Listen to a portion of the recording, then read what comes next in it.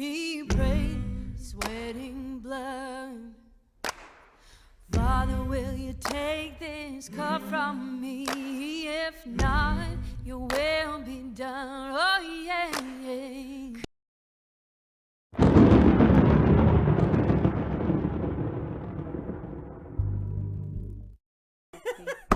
Hey guys, welcome back to Resistance Chicks. We're your hosts, Leah and Michelle. The lovely Leah is actually wearing a very beautiful bright green shirt.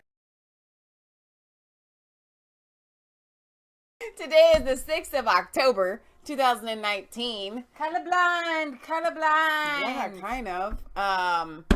It's our Around the World in 2 Hours show. It's time. It's time to talk about the people who, y'all have a hysteria. Y'all have a hysteria in we cover the transgenderism hysteria. Y'all have, and it's a hysteria. You have an outbreak. You have something going on. You've got to contain it. You have an issue where, like, a lot of kids want love and attention in the UK. And I'm going to the UK because you're the only place in the entire world that has, like, major populations of entire schools becoming transgender. I'm going to guess that some of them are just trying to fit in and trying to be special. It's not all coming like from genetics and it's just natural. And that I told we had a little fire pit last night. I was talking about the fact that just now, see, this wasn't a thing 10 years ago. The number of people becoming transgender and as a whole, I think, is like up 3,500%. Girls turning into boys is up 5,000%. I can't believe that nature has it wrong so many times, especially in the UK. Do you think it's in the water?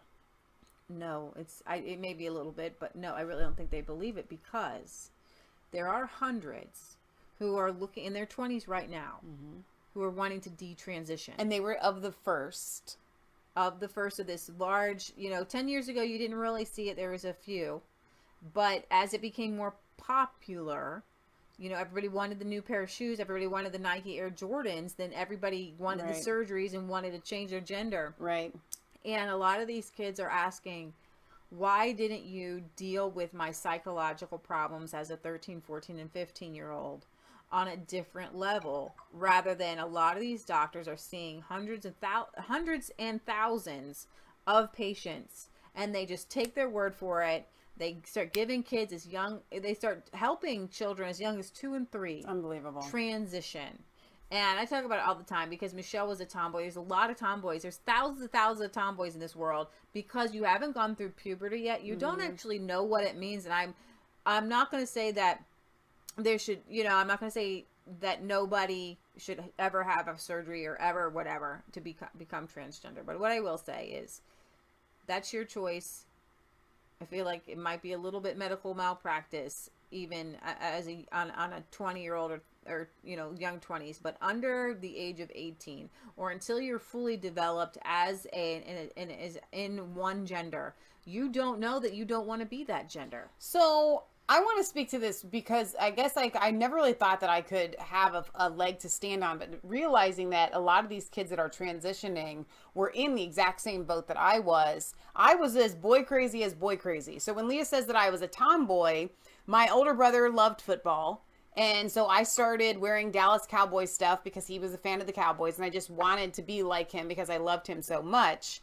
And then within my little society, whether it was the classroom or my neighborhood kids or whatever, my personality kind of morphed into being, because I was only slightly but still bigger than some of the other girls. They were very, very small, and so I appeared bigger, but I was actually just kind of like a normal young lady.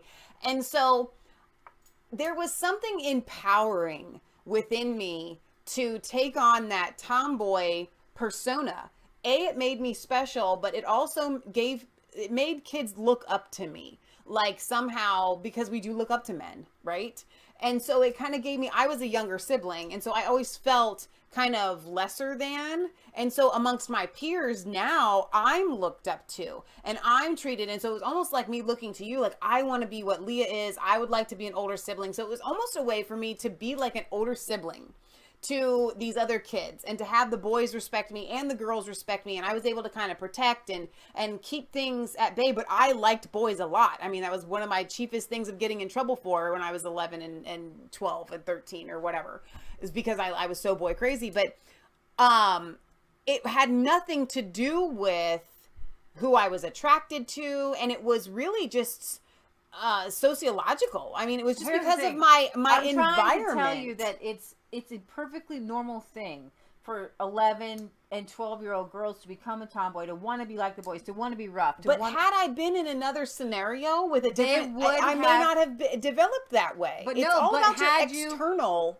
environment. But what I'm saying is, had you been in this environment, your teachers and everybody would have pulled you aside and said, you're transgender. Well, what I'm playing to is your idea, and you're 100% right here, is that it's peer pressure. It's society. We all are molded and created by our surroundings and who we're around.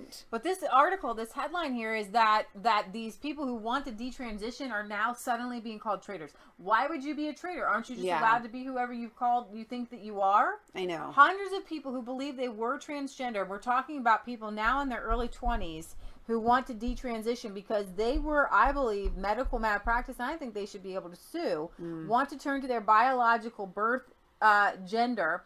28-year-old Charlie Evans, who lived as a male for almost 10 years after transitioning in her teens, told Sky News that she has been contacted by hundreds of trans people who, like her, came to regret their decision.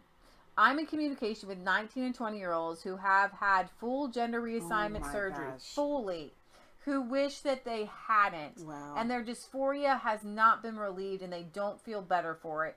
They don't know what other options they have now. Because there's no sympathy. All the sympathy is for the transitioning, but if you want to detransition... now what do? We took all of your body parts away. Miss Evans suggested that trans people who contacted her with regrets tended to be around in their mid-20s. They're mostly female and mostly same-sex attracted and often autistic as well. This follows the publication of Boston University research, which showed that some 78% of people identifying as trans, non-binary, or genderqueer meet the criteria for one or more mental disorders. Most concerning for Miss Evans, however, is the fact that there appears to be no support network for people to go to wish to detransition. With one biological woman who approached her saying that she felt shunned by the LGBT community for being a traitor when it became known that she wished to return to her birth sex. Wow. To that end, Miss Evans founded the Detransition Advocacy Network, which will hold its first meeting in the northern city of Manchester at the end of October. Sky News' rare examination of transgender people who come to regret transitioning follows an employment tribunal ruling that the government's Department for Work and Pensions was within its right to fire this Christian doctor that we talked about. He says that he could never call a 6-foot-tall bearded man madam. This is absolutely insane. So this is the Sky News article. Hundreds of young people seeking help to return to original sex.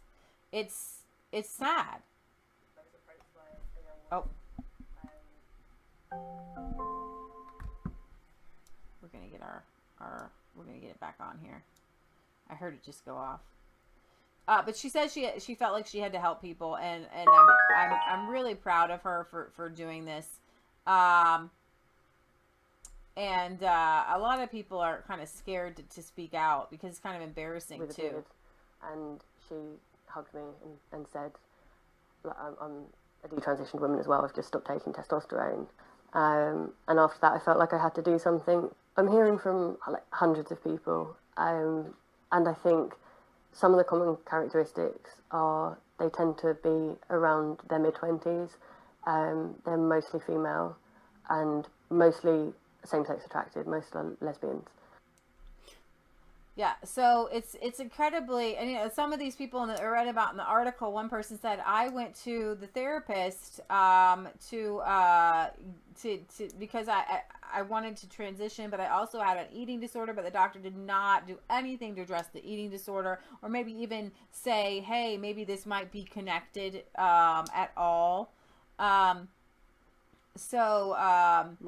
Ruby is 21, but first began identifying as 13 after taking testosterone. As male at 13. As male as 13. After taking testosterone, her voice got a lot deeper, and she grew facial hair and her body changed. She had been planning to have surgery to have her chest removed this summer. However, in May, Ruby voiced the growing doubts she had been harboring and made the decision to come off the testosterone and detransition to female. So this is a back picture of her.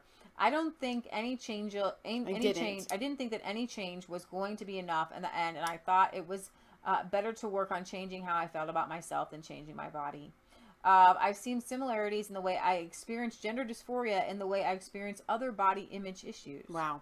So she explains that this is the one who had the eating disorder. And for everyone who has gender dysphoria, whether they are trans or not, I want there to be more options for us, because I think there is a system of saying, okay, here's your hormones, here's your surgery, off you go.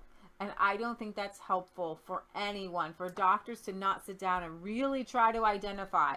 You know, the NHS is actually seeing patients as young as 3 and 4. It's just skyrocketing. It's ridiculous. So I wanted to point that out. And I'm reminded of Mario Lopez when he was on Candace Owens, and he was kind of saying that it really is awful to try to say that a child can say what gender they are. Okay. Right. Because children don't even, you can't count on kids for anything. That's why they're children. Their brains have not developed. And it's child abuse. Right. It's allowing a parent, in all honesty, sometimes I think that these kids should be taken away from their parents. When these parents are the ones that are really pushing this. Like, I think the parents want attention. Exactly. A lot of it in a lot of cases. You know, like the parents just want the attention, and it's child abuse, and you should have your kid taken away if you're going to. Yeah, you should be able to, I'm sure people have a lot of things to say if you want to read some comments. While I bring up Extinction Rebellion's plan to spray 1,800 liters of fake blood on the Treasury in protest. And Dora says, I thought I was a plane when I was a kid, but thankfully my parents didn't feed me motor oil to validate my identity. Thank you, parents. So Extinction Rebellion, climate change people, tried to spray fake blood on the Treasury office, but it didn't go so well. Okay.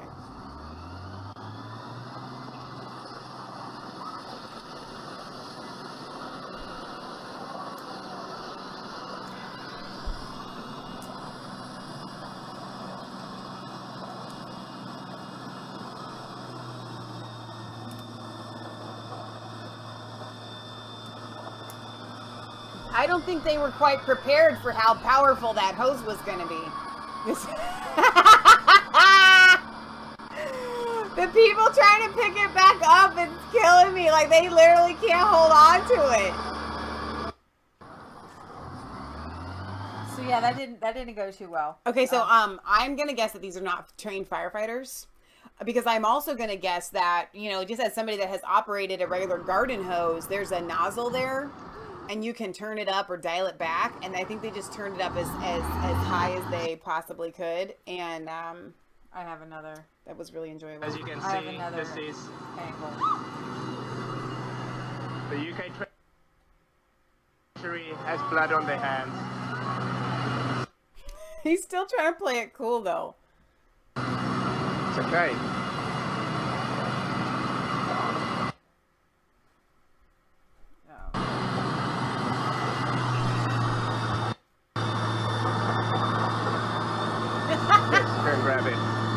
Peter says, 2 weeks to hold the hose. Should have eaten some red meat, these vegans. That's good. Fire hose health and safety regulations, Nom Nom says. Jack Russell, whenever I start using a new tool, the first thing I learn is where the off button is. So, hi, good morning, everyone. This is Extinction Rebellion London. We are here at the UK Treasury.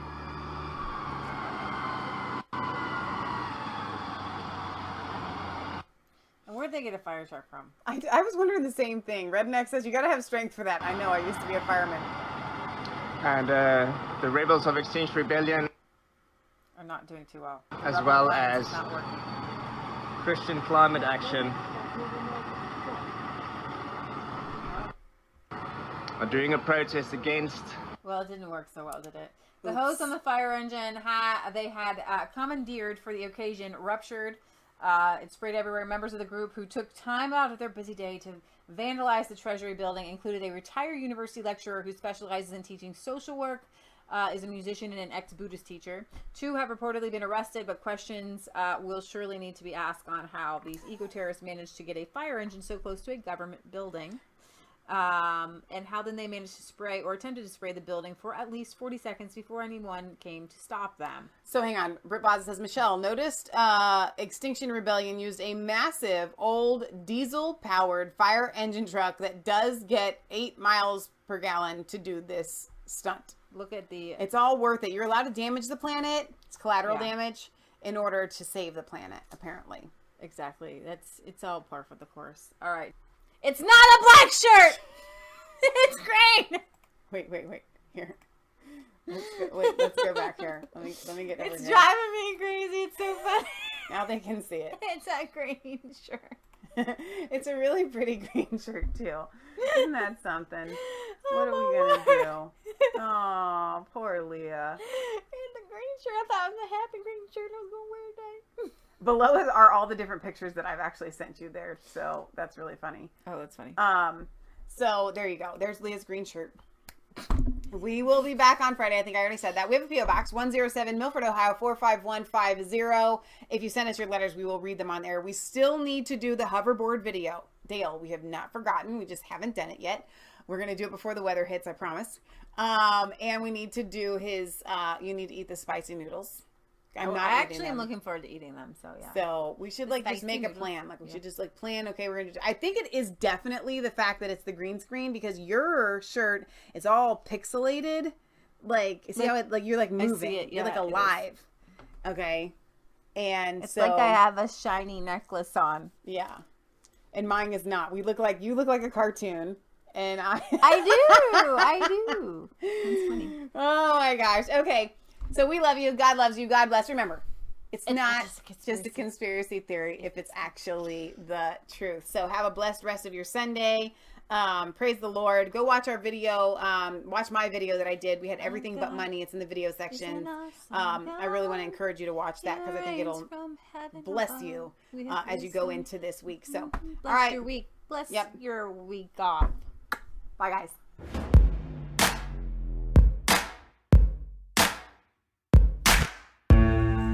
Cold.